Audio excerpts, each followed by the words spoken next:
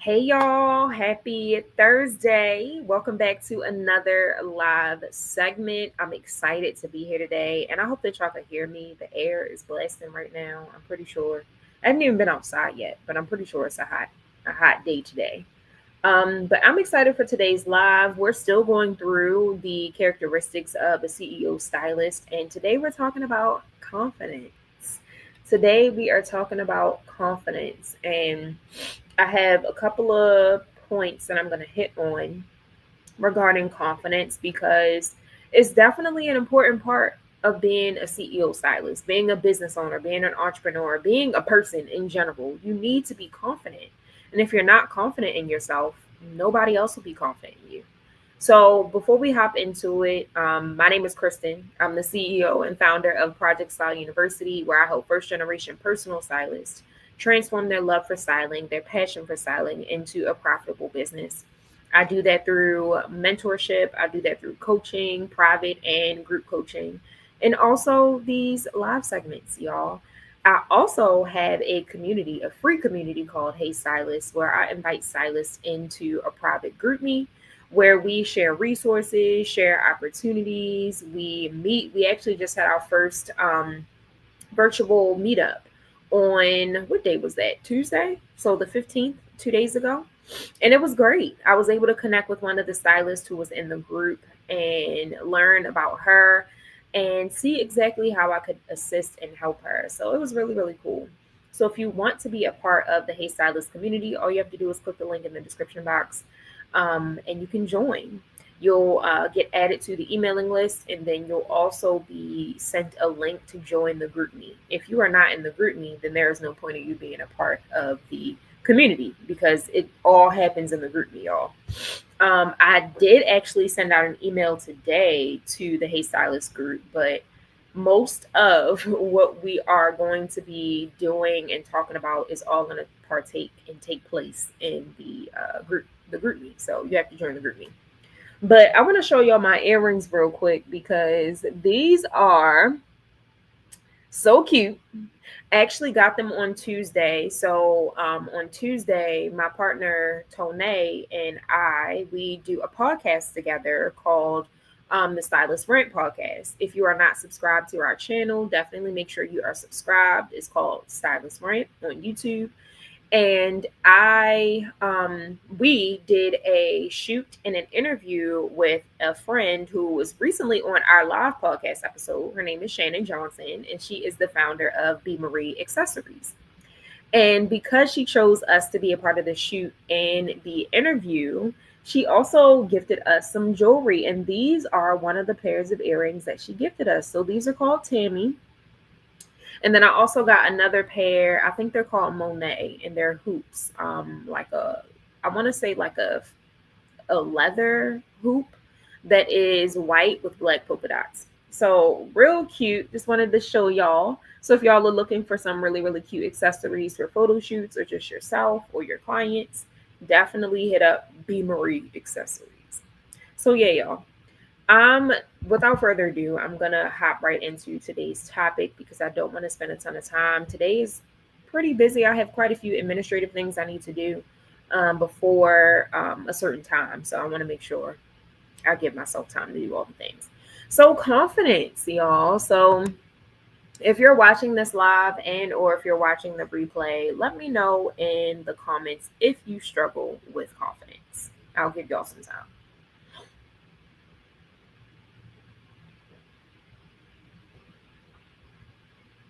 Let me know if you struggle with confidence. Let me know in the comments. Let me know in the chat if you struggle with confidence, because that's what we're talking about today. And if you struggle with confidence, that's all right. I think all of us at one point in our journeys or throughout our entire journeys struggle with confidence at some level, at some point. And it's normal, it's natural. We're humans, sometimes we are in situations where we aren't clear. We don't really understand what may be happening. We don't really understand how to tackle the situation. We don't really know, anybody in the room. We don't really know, if we're capable or if we hold as much value as we've been, saying.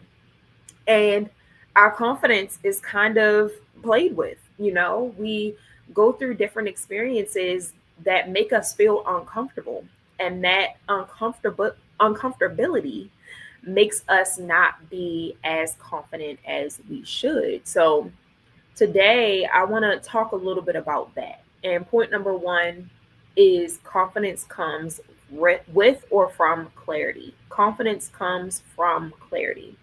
So when I say that, I mean it's important for you to get clear on who you are, what you're doing, who you're serving, how you're serving your clients, how you're showing up, what you're calling yourself, how you do what you do. All of those things are important for you to get clear on in order for you to be confident. If you're not clear in who your audience is, what you're doing for your audience, your mission, your vision, your goals, if you're not clear on any of that, it's going to be very hard for you to be confident. It's going to be extremely hard for you to be confident when you are working with clients, when you are trying to book clients, when you are trying to secure new opportunities, when you are trying to speak and share your story. If you're not clear on any of that, it's going to be very hard for you to be confident. So confidence isn't just about showing up boldly. It's rooted in knowing who you are, who you serve, and what you offer. So I always talk about that because I feel like so many stylists out here are confused, one, about what type of stylist they are. They're not really sure. You're not really sure. You're not clear on what type of stylist you are. You think you're one stylist, but then you're doing everything that is the complete opposite of what that one stylist does. And you're not really sure. A lot of stylists I've also seen, they are multiple stylists. They're a fashion stylist, a wardrobe stylist, and a personal stylist. Like, book. How? It's possible, but it's not necessary for you to call yourself all of those things. Choose one name and allow that one name to carry all of the weight that, you are putting on your business, or, you are saying that you can offer. So, one example, I've actually rebranded myself quite a few times. I'm pretty sure I talked about this before. And I've changed my title. Initially, I came into this industry as a blogger, and then I transitioned into an editorial stylist.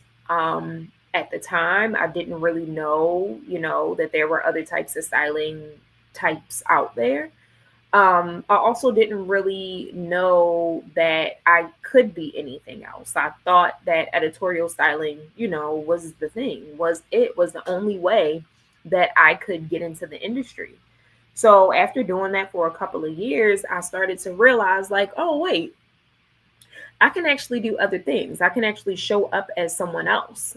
Because right now I feel like I'm trying to be someone that I'm not, and it doesn't feel good. It doesn't make me feel confident because I'm trying to be this certain type of stylist that doesn't align with the direction that I want to go into or that I'm meant to go into.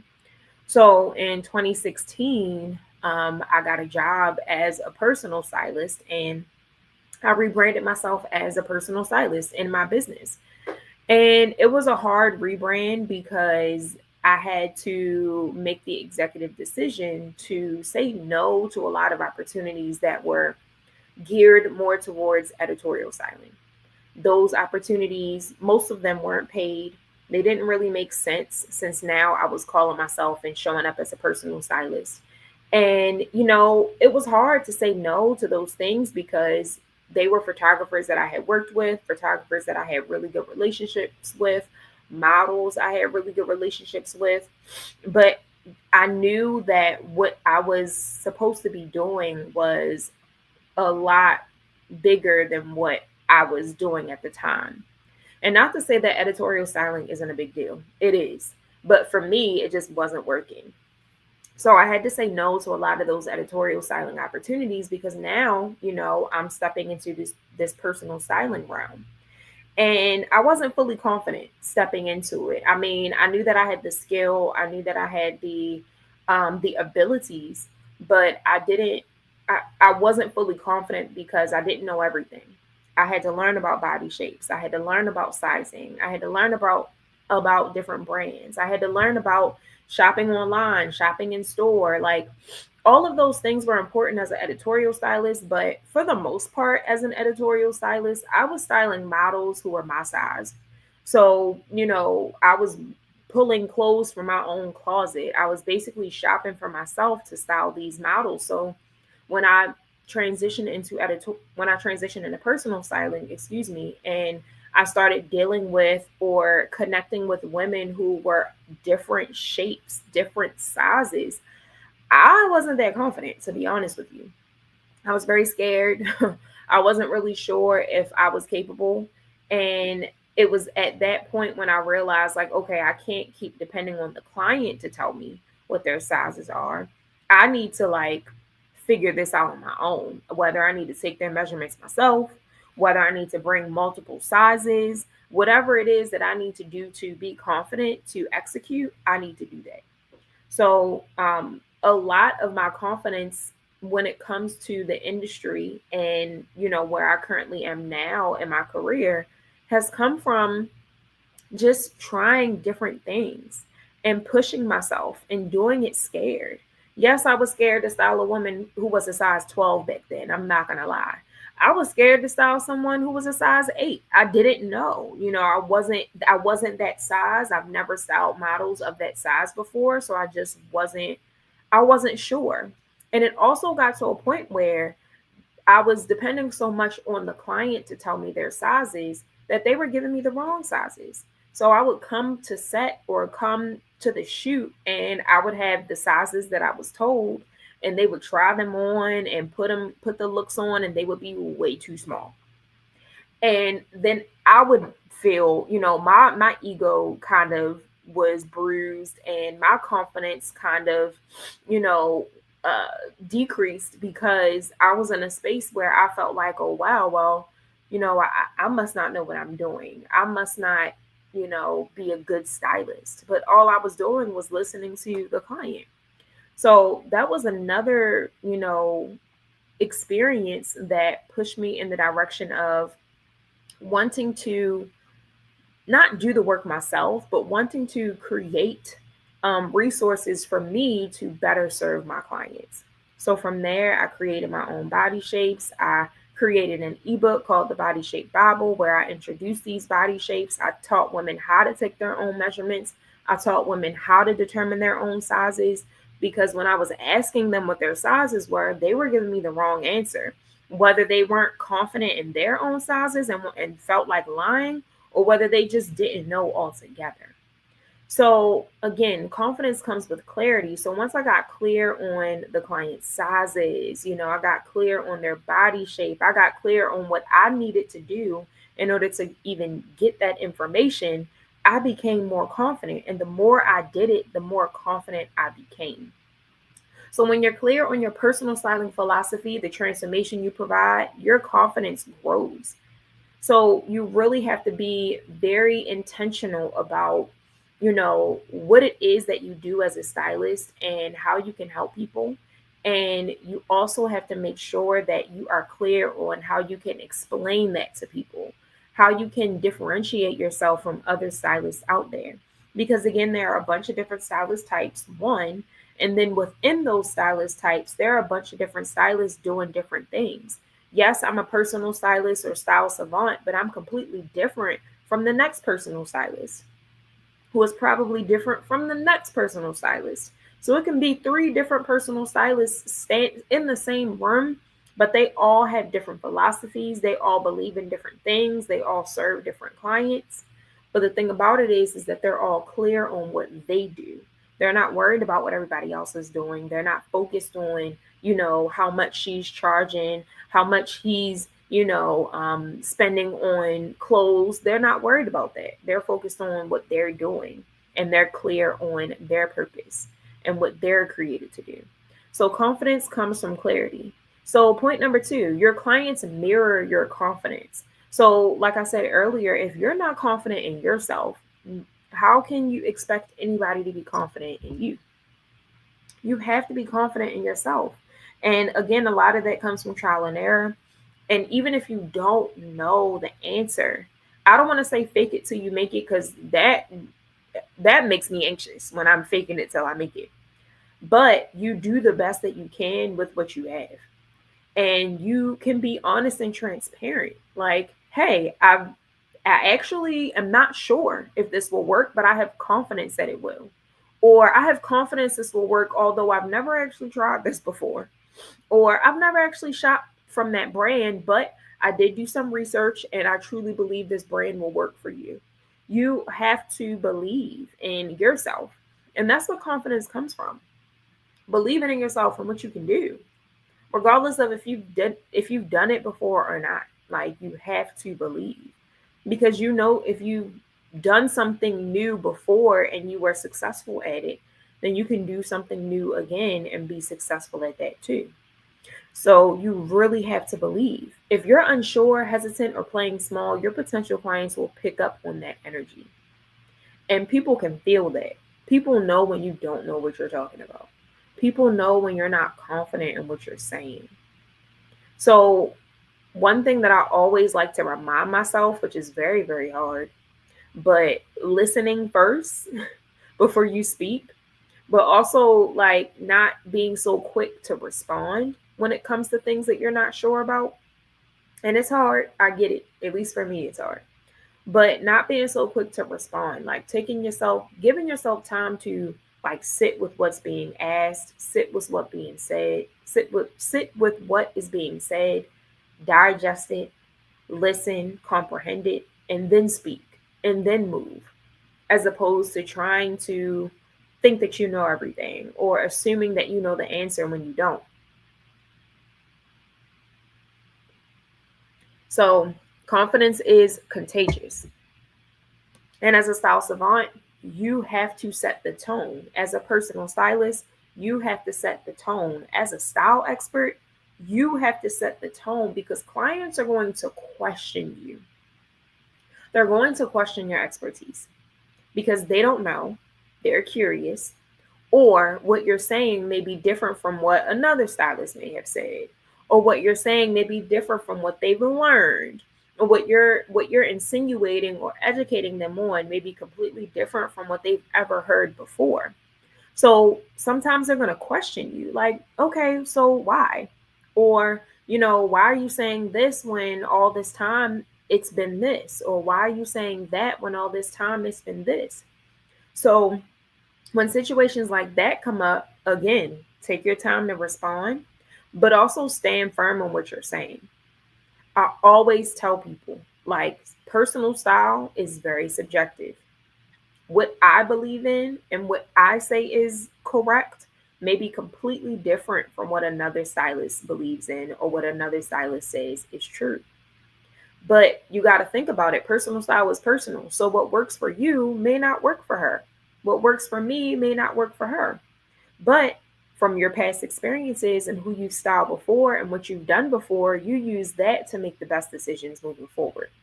Okay, yeah, every client that I have who was your size and your height, this has worked for them.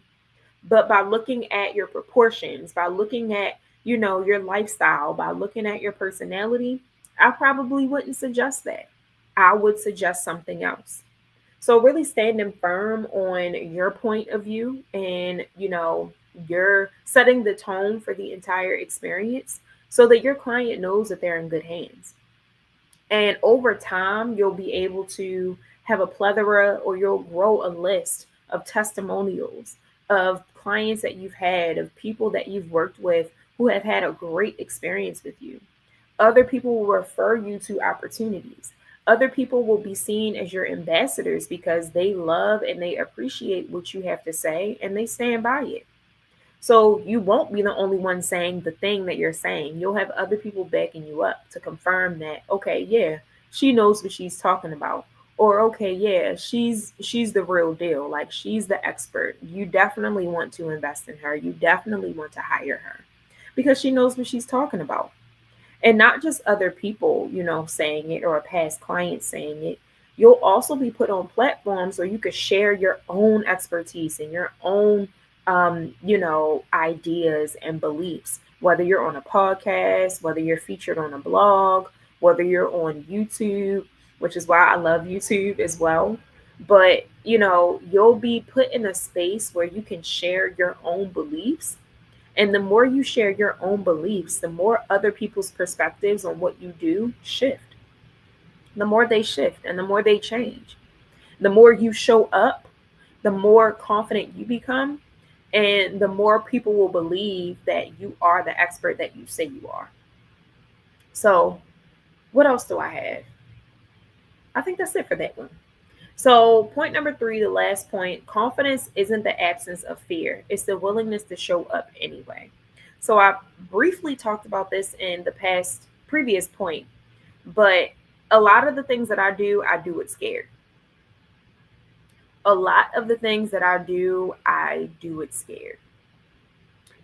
And it's most of the time when you're scared or when you have some type of fear or when you're hesitant about something, that means you probably should be doing it anyway. Because when you're comfortable, you're doing something that you're not afraid to do. Like going live. I'm very comfortable doing this at this point. But I wasn't always at this point in my career. I wasn't always as comfortable doing this. But the more I did it, the more confident I became. I wasn't always comfortable styling plus size women. I wasn't always comfortable styling certain body shapes. But the more I did it, the more confident I became. And I did it scared because obviously you're going to be scared doing something that you've never done before. Obviously. Like going to a new school for the first time is scary. Going out of state to study abroad or whatever for the first time is scary. Getting on a roller coaster for the first time may be scary for you. Watching an infant for the first time may be scary for you. But a lot of the times you have no choice but to do it. And sometimes you do have a choice, but choose to do it because that's going to increase your confidence. And usually when you push yourself to do it, you're like, that wasn't even that wasn't even that bad. That wasn't even that hard. Exactly. A lot of the times fear comes up because of something being new, because it's something you've never done before. That's just it's inevitable. Fear is inevitable when it comes to you doing things that you've never done before. But fear, honestly, I won't say it's made up, like it's fake. It's not that. It's just a lot of people put so much emphasis on fear. A lot of the times, most of the times, fear comes from just not knowing or just being uncertain, not being clear, not having that clarity. So when you're not clear on something, when you're not sure how something is going to turn out, then it makes you hesitant on if you even want to do that thing anyway. But you have to understand that there are certain opportunities that open up, certain opportunities that will come about on the other side of you saying yes to something that you are scared to do. And it's okay if you're afraid. I mean, it's normal. But think about think about if you didn't do that thing. Think about if I continued to be an editorial stylist and continued forcing myself to be this type of stylist that I didn't really want to be. Think about if I didn't start Project Style University. If I didn't, put myself in a space where I was helping other stylists grow their businesses. I know when I started this platform, this business, I was very scared. It was 2020. It was before the pandemic even came about. The pandemic wasn't even a thought, to be honest with y'all. And it was just on my heart to create some type of coaching or like mentorship for personal stylists because I kept getting a lot of questions. I kept getting a lot of inquiries. And although I didn't feel like I was exactly where I wanted to be in my business, I knew that I was blessed to have gotten but so far. And I knew that I could teach stylists how to get to at least the point that I was at, right? But initially I'm like, I need more time. Like I need to be doing this a lot longer in order for me to feel confident enough to launch a coaching business, coaching stylists when I don't even have clients, or coaching stylists when I'm not even making consistent money in my business at that point. But I did it anyway. And guess what? I was able to help so many stylists launch their businesses, get clarity on their business, create strategy for their business, get their first client, all those things. Now, if I was afraid to start Project Style University in 2020, then the clients who, or not even the clients, I'm sorry, the stylists who I was able to help when I launched would never have launched or would never have gotten to the point that they have gotten to because I would have never created Project Style University. So there are a lot of people waiting for you to be more confident and do the things that you keep saying you're going to do that you haven't done yet. And it's selfish. If you want to be completely honest, it's selfish to withhold other people from your gifts because you're scared, or because you think they're not going to understand, or because you think nobody's going to invest in it, or because you think this or that, or because someone has told you that it wouldn't work out the way that you thought it would. So when you say yes and when you're confident to do the things that you're afraid to do, doors open for you. And it may not always look the way that you think it's going to look. I'm not going to lie. A lot of the times I'm like, well, wait a minute. I thought that if I did this thing, it was going to look like this. So it's important for you to be open to what is going to happen when you are confident and when you push past the fear. Even the most seasoned stylists get nervous. The difference is they keep showing up. They keep showing up. They keep doing the thing that they're scared to do. They keep speaking on the topics that they're scared to talk about. And eventually they get better and better. And their confidence continues to grow and grow. And someone will see them. Maybe multiple people will see them. And eventually those individuals will want to work with them. They'll want to invest in them. They'll want to partner with them. Other brands may see them, and those brands may want to invest and partner. So you have to push past the fear in order to be confident. So I hope that this conversation was helpful to you. I hope that it encouraged you to allow confidence to grow, to allow your confidence to grow. And I hope that encouraged you to push past your fear, to stand firm in what it is that you believe in, have faith in yourself, and get clear on what it is that you're doing, why you're doing it, and who you're doing it for. So I really, really hope that y'all enjoyed this topic of conversation. And if, like I said, if you have not already, make sure you join Hey Stylist. It's a free private community for stylists of any type to share resources, gain insight, learn about the styling industry, and just continue growing in the industry with community. So I hope y'all enjoyed this conversation, and I'll see y'all next week. Bye.